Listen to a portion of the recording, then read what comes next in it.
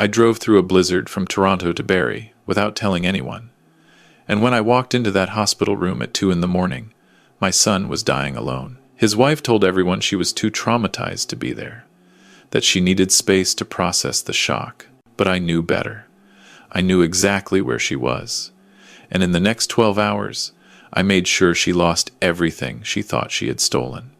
My name is Robert Mackenzie. I'm 65 years old, and I spent 37 years wearing a badge for the Toronto Police Service, 15 of those as a homicide detective. I thought I'd retired from hunting killers. I was wrong. Before I tell you how I dismantled a murderer's life using the very system she thought would protect her, please subscribe to this channel and let me know in the comments which part of Canada you're watching from. I want to see how far this story travels across our country. The automatic doors of Royal Victoria Regional Health Centre slid open with a mechanical whisper that sounded like a warning. I didn't check in at admissions. I didn't ask for directions. My old partner at the OPP had already texted me the room number and the security code to bypass the ICU lockdown. I walked with the heavy, purposeful stride of a man who knows he's racing against something worse than time. The intensive care unit smelled like industrial cleanser and fear. Room 317. That number had been burned into my brain for the entire 2-hour drive through the worst January storm Ontario had seen in a decade. I pushed open the door, and my heart, a muscle I thought had turned to scar tissue after 3 decades of crime scenes, cracked wide open. There was my boy, Michael, my only child.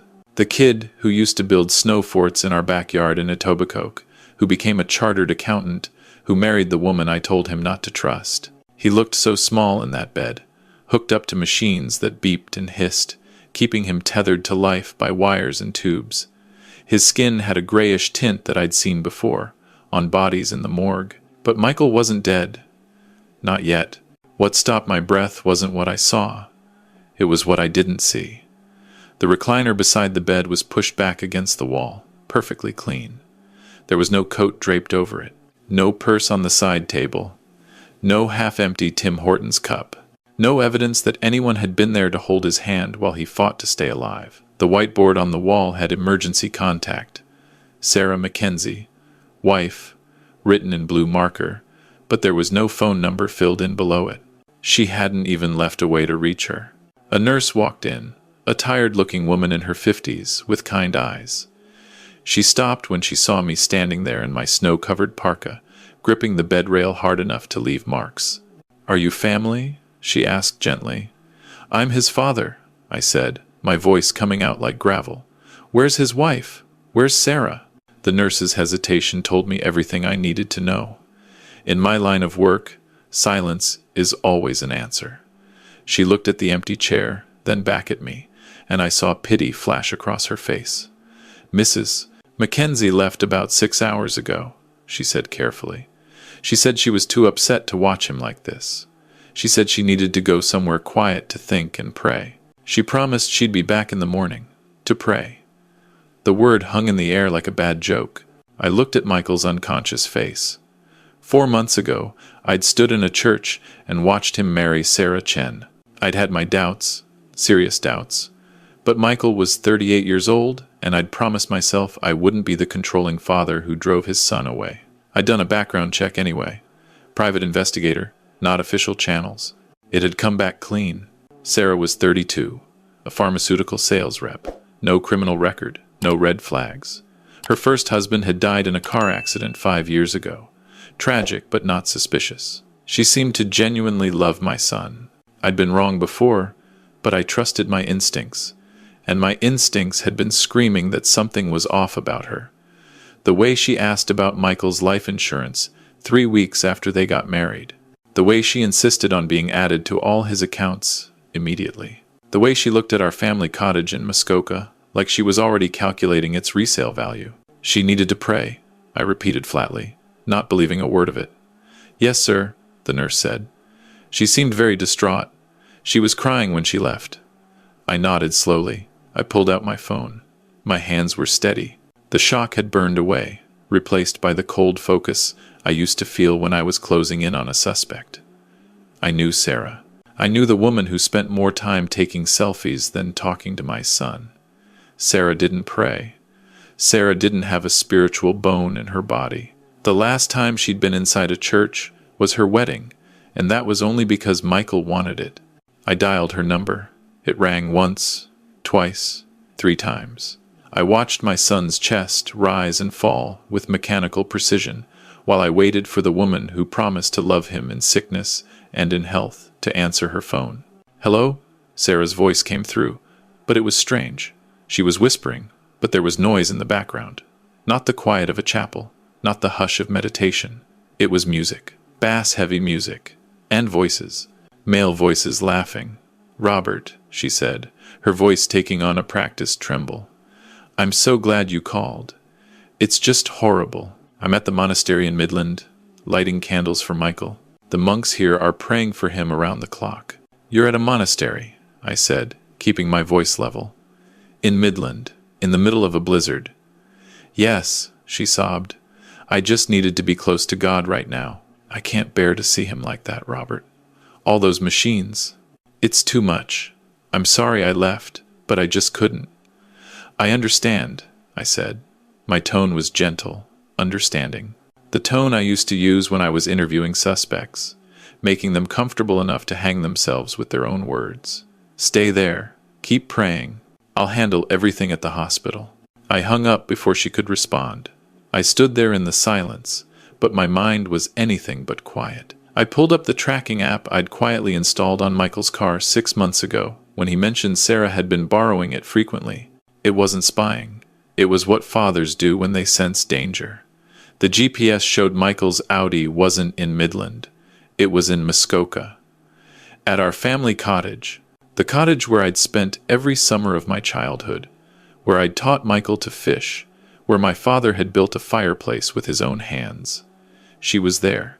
She wasn't praying. She was partying in my family's sanctuary while my son lay dying.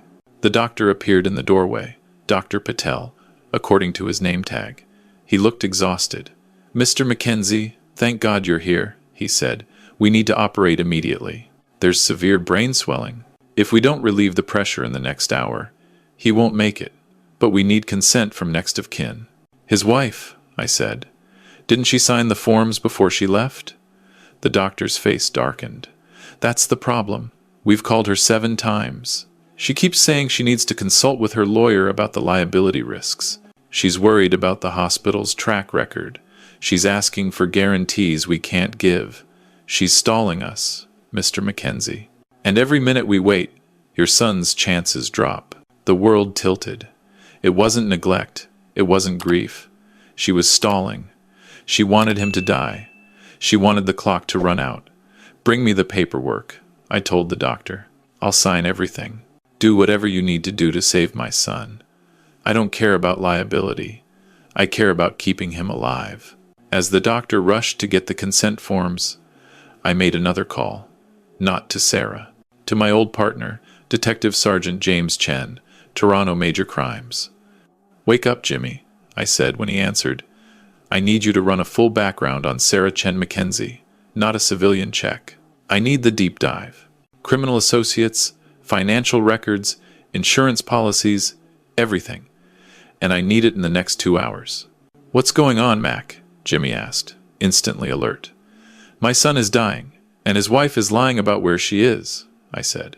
"I think she's involved. I think this wasn't an accident. I'll call you back." I hung up and looked at the nurse. "What happened to him? How did he end up here?" She pulled up his chart. "Car accident," she said. "Single vehicle collision on Highway 11, just south of Gravenhurst. He went off the road, hit a tree. No other cars involved. The paramedics said it looked like he just lost control." "What time?" I asked. "Around noon," she said. "He was found by a passing motorist about 20 minutes later. He was conscious when they brought him in, but he deteriorated quickly. That's when the brain swelling started." Noon. I checked my phone. Sarah had called me at 1:30, hysterical, saying Michael had been in an accident and was in surgery. But according to this nurse, he hadn't gone to surgery. He'd been stable until the swelling started hours later. She'd lied about that too. Why? I walked to the window and looked out at the snow falling over Barrie. Highway 11 to Gravenhurst. That was the route to our cottage. Michael had told me last week he was going to the cottage to winterize it before the deep freeze set in. He'd said Sarah was going with him, but if she was at the cottage now, partying, that meant she'd never left. That meant Michael had driven up alone. Or had he? I pulled out my phone again and opened the app connected to the dash cam I'd installed in Michael's car last Christmas. He'd laughed about it, called me paranoid, but he'd kept it running. I scrolled through the footage, my heart pounding. There. 11:47 a.m. The timestamp showed Michael's car on Highway 11. The camera captured the interior. Michael was driving, and in the passenger seat, leaning toward him, holding something, a travel mug, was Sarah. I zoomed in. She was smiling. Not the smile of a loving wife on a drive with her husband. It was the smile of someone who knows a secret. Michael reached for the mug. He took a drink, and then, 30 seconds later, his head started to droop. His hands slipped on the wheel.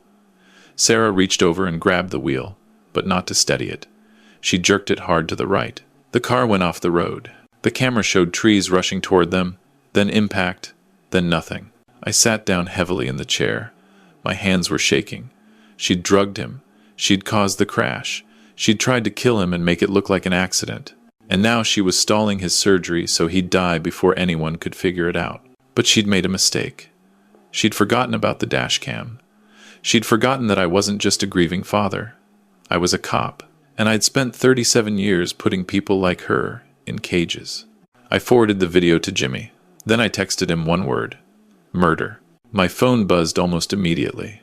Jimmy calling back. "I've got the financial records," he said, his voice tight. "Mac, your son took out a $2 million life insurance policy 3 months ago. Sarah is the sole beneficiary. And there's more. Her first husband, the one who died in the car accident 5 years ago, he had a $1 million policy too. Same insurance company. Same agent. Same type of accident. Single vehicle. Lost control. Drove into a ravine. How long were they married before he died?" I asked, though I already knew the answer. 4 months, Jimmy said. "Just like your son. 4 months." I closed my eyes. Sarah wasn't just a gold digger. She was a serial killer. She'd done this before. She'd perfected it. Marry a man with money, take out a massive insurance policy, wait until the contestability period passed, then stage an accident. Clean, simple, profitable. "What's the status on the first husband's case?" I asked. "Closed," Jimmy said. "Ruled accidental death. But Mac, I'm looking at the accident report right now. The investigating officer noted something weird. The husband had high levels of diphenhydramine in his system. That's Benadryl. He was allergic to it, severely. His medical records show anaphylaxis if he took it. But the coroner ruled he must have taken it by mistake, didn't realize it was in some medication he was using. She gave it to him," I said. "She knew he was allergic. She drugged him with something that would make him drowsy and trigger an allergic reaction. Then she made sure he got behind the wheel. The crash would hide the cause of death." "That's a hell of a theory, Mac," Jimmy said. "But we'd need proof. We'd need her to confess, or we'd need a witness. The first husband's case is ice cold. But your son, that's fresh. If we can prove she drugged him, if we can prove she caused that crash, we've got her." "I've got dash cam footage," I said. "It shows her handing him a drink. It shows him losing consciousness. It shows her grabbing the wheel and steering into the trees." "Send it to me," Jimmy said. "I'll get a warrant. We'll have forensics pull the mug from the wreckage, test it for sedatives. We'll arrest her tonight." "No," I said. The word came out harder than I intended. "Not yet." "What do you mean, not yet?" Jimmy asked. "Mac, she tried to kill your son. She's murdered before. We need to take her down now before she runs." "She's not going to run," I said. "She thinks she's won. She thinks Michael is going to die in the next hour, and she'll collect her $2 million. She's at our cottage right now, celebrating, probably with her next victim already lined up." "So, what do you want to do?" Jimmy asked. "I want to go to the cottage," I said. "I want to look her in the eye when she realizes she's caught. I want her to know that the old man she dismissed as a washed-up cop just destroyed her entire life. Then you arrest her. After I'm done. Mac, Jimmy warned. Don't do anything that'll compromise the case. I won't, I promised. I just want to see her face. That's all. Just her face when she understands that she underestimated me. I'll have units standing by, Jimmy said. But Mac, be careful. If she's killed twice, she won't hesitate to try for a third. I'm always careful, I said, and hung up. I looked at Michael one more time. The doctor had returned with the consent forms. I signed them without reading. Save him, I said. Do whatever it takes. I'll be back in a few hours. I have something I need to take care of first. I walked out of that hospital and into the storm. The drive to Muskoka would take 90 minutes in good weather. In this blizzard, it would take 2 hours. But I had time. Sarah wasn't going anywhere. She thought she was safe. She thought the only witness to her crime was dying on an operating table. She didn't know about the camera. She didn't know I was coming.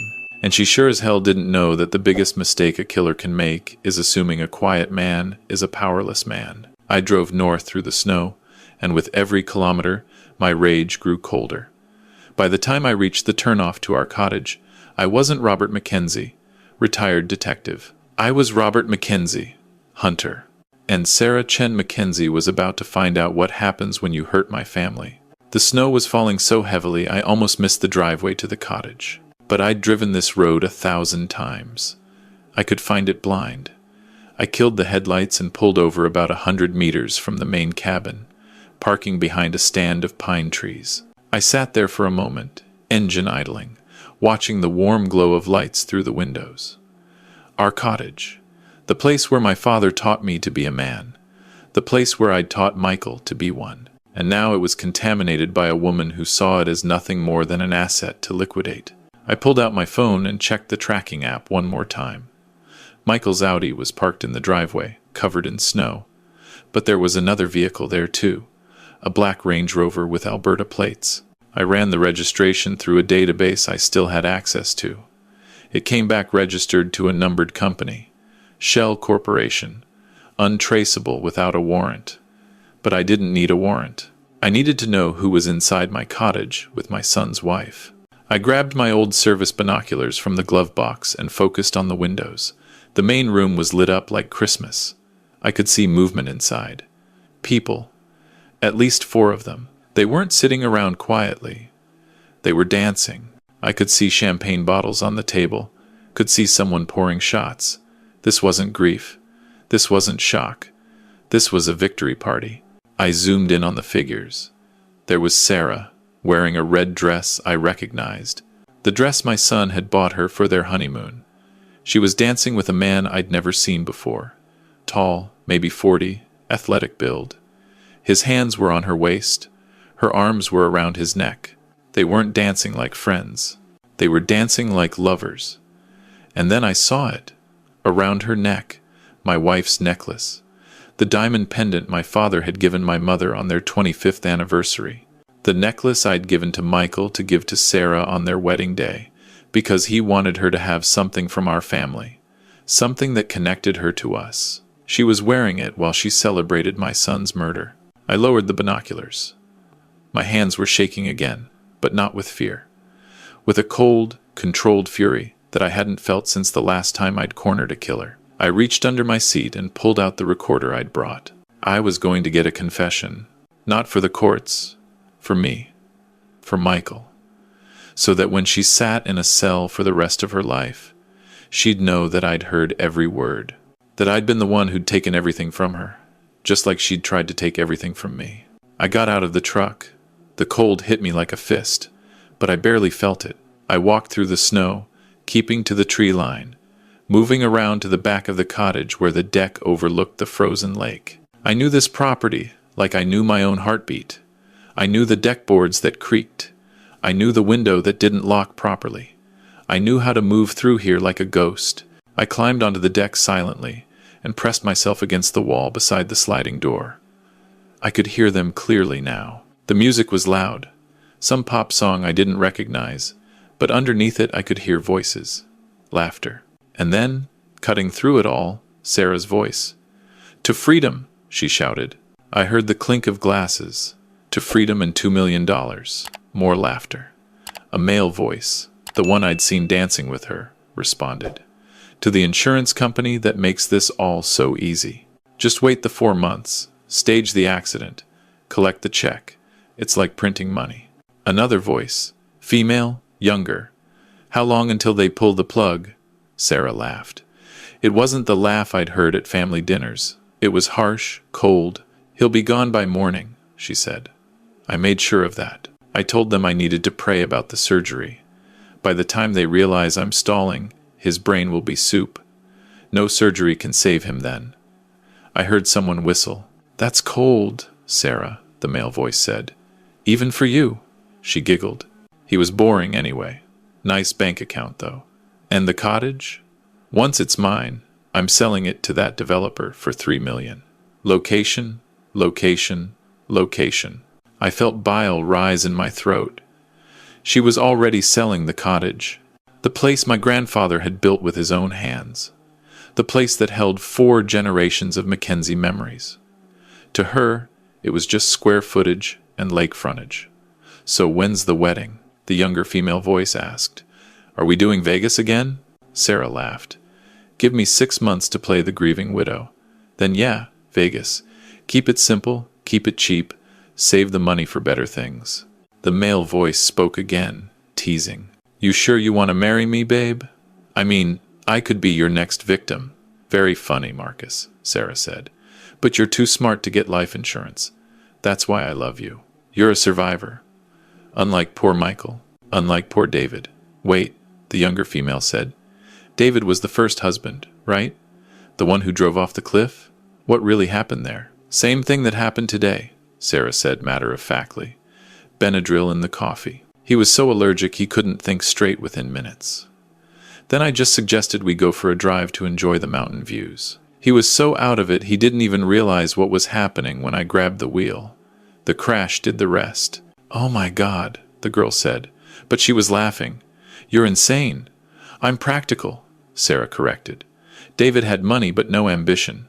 Michael had money but no spine. Marcus has money and brains. That's the upgrade I needed." I'd heard enough. I had her confession. I had multiple witnesses to it. I had everything I needed to put her away forever. But I wasn't done.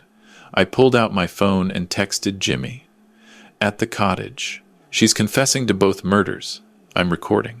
Send units now." His response came back immediately. 20 minutes out. "Don't engage." Too late for that. I'd already made my decision. I stepped forward and slid open the unlocked glass door. The music was so loud they didn't hear me enter. I walked into my own cottage like a stranger, and for a moment, nobody noticed. Then Sarah turned. She was holding a champagne flute. She was mid-laugh, and then she saw me. Her face went through a progression of emotions in 3 seconds. Confusion, recognition, terror. The music was still playing. Marcus and the other woman hadn't noticed yet. They were still dancing, still drinking. "Robert," Sarah whispered. The glass slipped from her hand and shattered on the floor. "What are you doing here?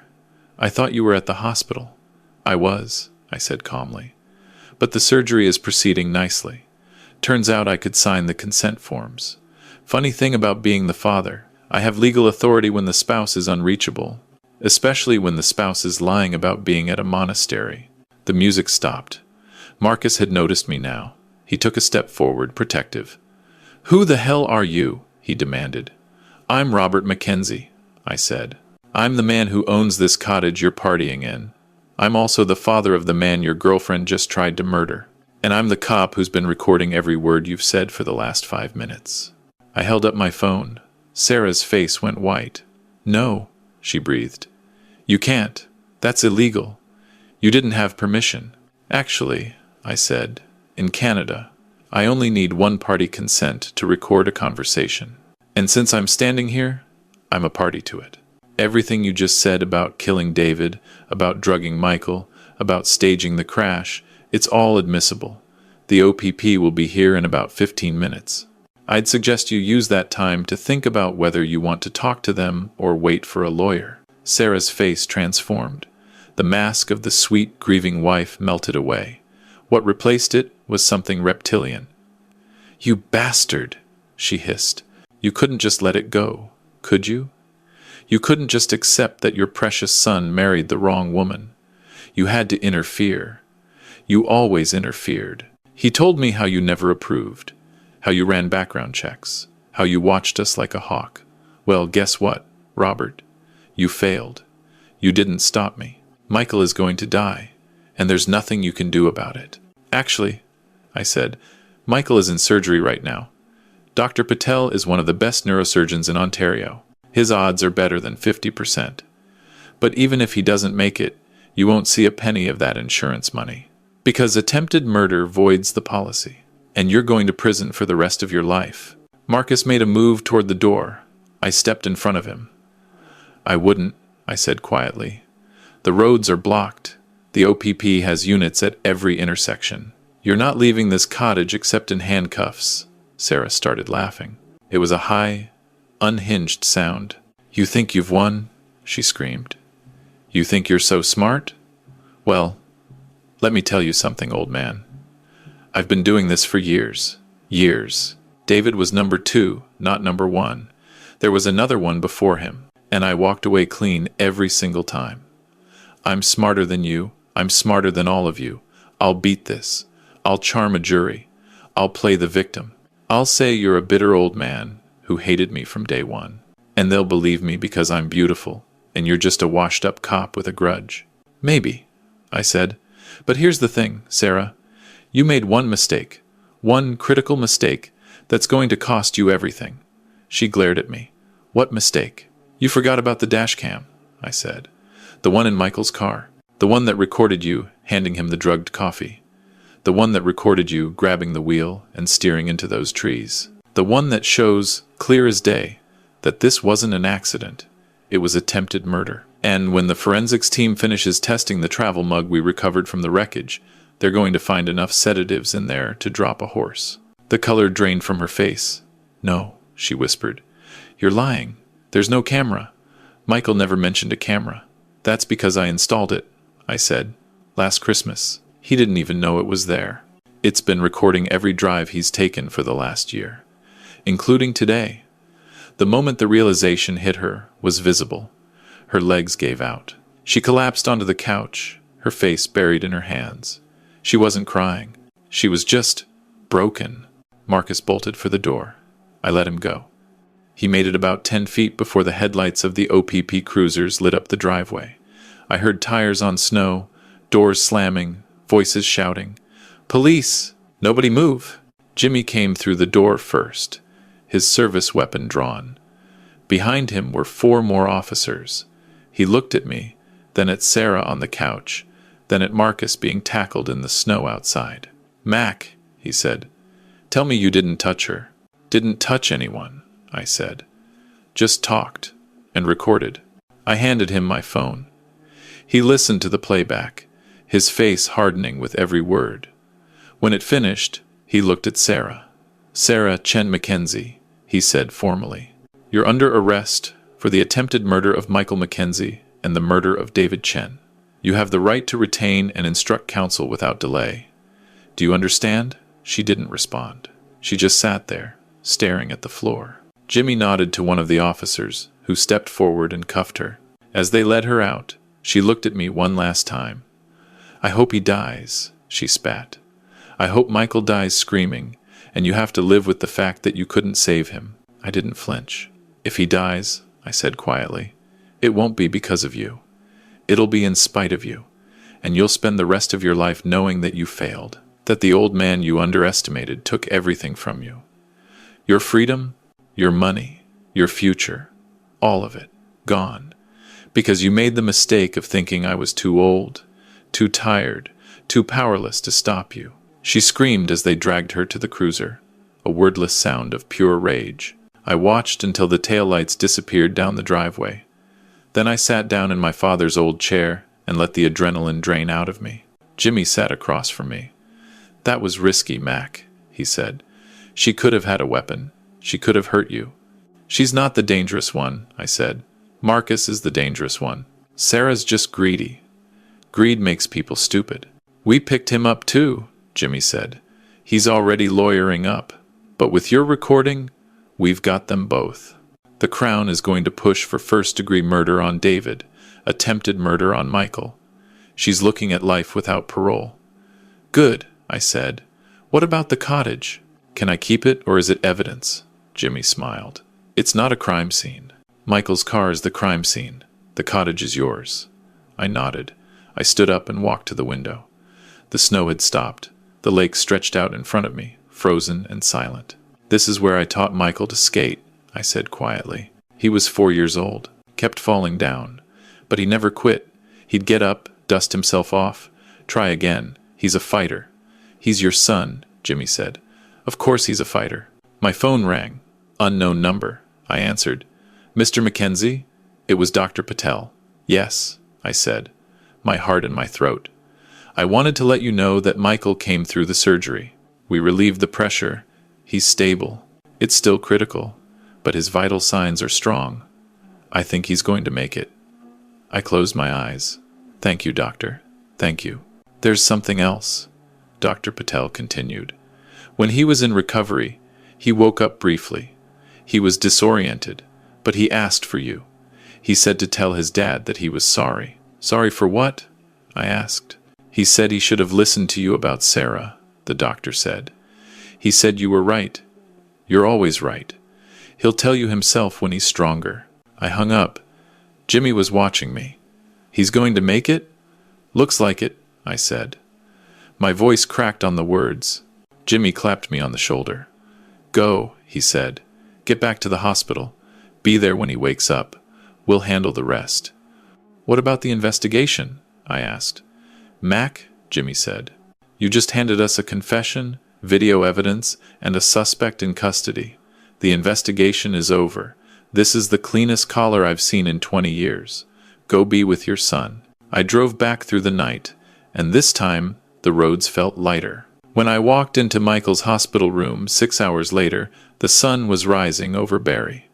Michael was still unconscious, but his color was better. The nurse smiled when she saw me. He's doing well, she said. Better than we hoped. I sat down in the chair beside his bed and took his hand. I'm here, I said quietly. And she's gone. She'll never hurt you again. I promise. 3 weeks later, Michael woke up fully. The doctor said it was a miracle. I said it was stubbornness. He had a long recovery ahead of him, but he was alive. And when he was strong enough to talk, I told him everything. How I'd tracked Sarah to the cottage, how I'd recorded her confession, how the OPP had arrested her and Marcus, how the Crown was charging her with 2 counts of murder and 1 count of attempted murder. He cried when I told him about David, the first husband he hadn't known. He'd believed Sarah's story about the tragic accident. He'd never suspected that he was just another mark, another payout. But it wasn't your fault, I told him. These people are professionals. They're predators. They know how to make you trust them. That's how they survive. But Dad, he said, you knew. From the beginning, you knew something was wrong. Why didn't you stop me? I tried, I said gently. But you're a grown man, Michael. I couldn't force you. All I could do was watch and wait and make sure that when the trap closed, I'd be there to pull you out. He gripped my hand. You saved my life, he whispered. I just did what any father would do, I said. I protected my son. The trial took 11 months. Sarah's lawyers tried everything. They claimed the recording was inadmissible. They claimed I'd entrapped her. They claimed she was a victim of Marcus's manipulation. But the jury didn't buy it. They saw the dashcam footage. They heard the confession. They listened to the forensic evidence about the sedatives in Michael's coffee, the Benadryl in David's system. They heard testimony from the insurance investigator who found a pattern of policies taken out just months before accidental deaths. Sarah Chen Mackenzie was convicted of 2 counts of first-degree murder and 1 count of attempted murder. The judge sentenced her to life in prison with no possibility of parole for 25 years. She'll be 70 years old before she can even apply for release. Marcus got 15 years as an accessory. The younger woman at the cottage turned Crown's witness in exchange for immunity. She'd only known Sarah for a few months and hadn't participated in any of the crimes. Michael divorced her while she was awaiting trial. He didn't fight for any of their shared assets. He just wanted her erased from his life. He's rebuilding now. It's slow. He still has nightmares about the crash. He still flinches when someone hands him a coffee. But he's alive, and he's learning to trust again. We spend weekends at the cottage now, the two of us. We fish, we talk, we remember. And I want to leave you with something I learned through all of this. If someone you love is in a relationship that feels wrong, trust that instinct. Document everything. Stay vigilant. And if the worst happens, don't just grieve. Act. Because justice isn't something that's given by the courts. Sometimes it's something you have to take for yourself. Sarah thought she was smarter than everyone. She thought she could kill with impunity because she knew how to work the system. But she forgot one thing. She forgot that some of us built that system, and we know how to use it better than she ever could. If this story resonated with you, if you believe in protecting family at all costs, subscribe to this channel, share this video. Let it be a warning to the predators out there that not every victim is helpless. Not every father is powerless. And not every killer gets away with it. My name is Robert Mackenzie, and I'm watching, always watching. Because that's what fathers do. We protect our children, no matter how old they are, no matter what it costs. And God help anyone who tries to hurt them, because I'll use every skill I learned in 37 years of police work to make sure they pay for it. Every single one. Thank you for listening. Stay safe, trust your instincts, and never, ever underestimate the power of a father's love.